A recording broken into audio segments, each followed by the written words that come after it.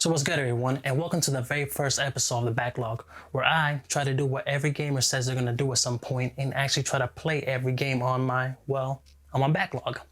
Now, today we're gonna be talking about Little Nightmares 1 and 2. But keep in mind, I'm not a completionist, nor this is gonna be a formal review. This is gonna be me shooting this shit and giving you guys my 2 cents on a game that I didn't have the time to play up until now. Now, before we move on, don't forget to like and subscribe and hit that bell to stay notified. Alright, let's continue. So, Little Nightmares 1 and 2 is a horror platformer with a light puzzle element, where your biggest threat is gravity and the obvious guaranteed PTSD you'll get after dealing with all these abominations. Like, yo, I haven't slept in days, man. You will spend most of your time running from all types of atrocities, such as a teacher who low-key might be Orochimaru, I don't know. There's also a bunch of obese people who are trying their hardest to get diagnosed with type 2 diabetes.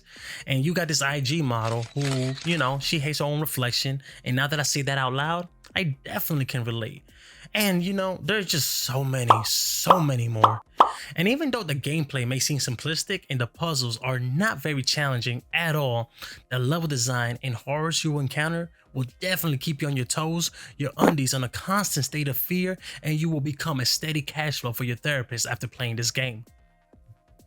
Now let me tell you, the first thing you should know is that there's no dialogue in these games. However, they do an amazing job of conveying emotions of the character you play as just by the simple things they do, giving you, the player, a good idea of what's going on via the environment, and even the behaviors of the, well, I guess you can call them creatures because they definitely ain't human. I mean, they could have been once upon a time, I don't know.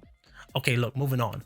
So, in Little Nightmares 1, you play as little homie 6, and in the DLC, you play as the runaway kid. But in this video, we're gonna focus on 6, mostly because I'm trying to avoid all the spoilers. Okay, 6 is out here trying to escape the mall, a giant ship filled with things that can only be described as deeply traumatizing. Her goal is, trying to escape the mall, stealthily, even though she's wearing a bright ass yellow raincoat cause you gotta stay drippy at all times. Also, she happens to have this very unique condition. Well, not very unique. I mean, might be. Look, the point is, she's always hungry. I mean, hungry AF. That often shows up as a narrative device to add some plot to the already obscure game. And this helps set up for the big twist at the end, which again, I won't be revealing cause I love ya and I'm trying to put you on this game. Just trust me, it's worth it. Then you got Little Nightmares 2. And I don't even know why I said it like that, but in this one, you get to play as, I'm not ugly, just shy, paper bag wearing little homie, Mono.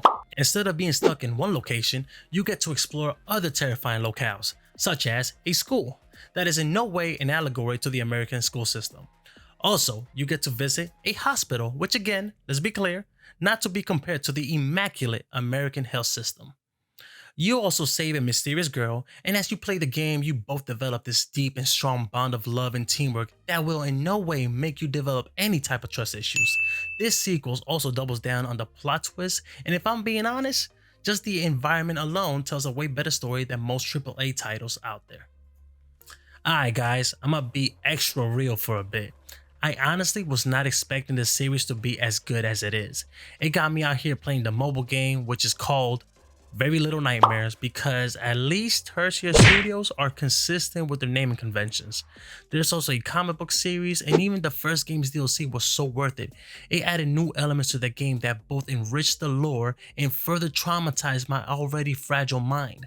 There is so much to unpack on each of these games, but even still, it should only take you a combined total of 20 hours to beat. I mean, unless you're a completionist, then that's between you and your god to figure out. But seriously, they need to hurry up and give us a DLC for Little Nightmares 2. But in the meantime, if you can, pick these games up. They're available on PC, PlayStation, Xbox, the Switch, and if you're one of those lost souls that got a Stadia for some reason, then I guess yay? I mean, it's on there too. All that being said, if you guys have these games laying around somewhere, or if you're looking for something new to pick up, I highly recommend you give Little Nightmares 1 and 2 a chance. Don't forget to like and subscribe if you already haven't. And thank you so much for stopping by the very first episode of The Backlog. Can't wait to see you guys in the next video.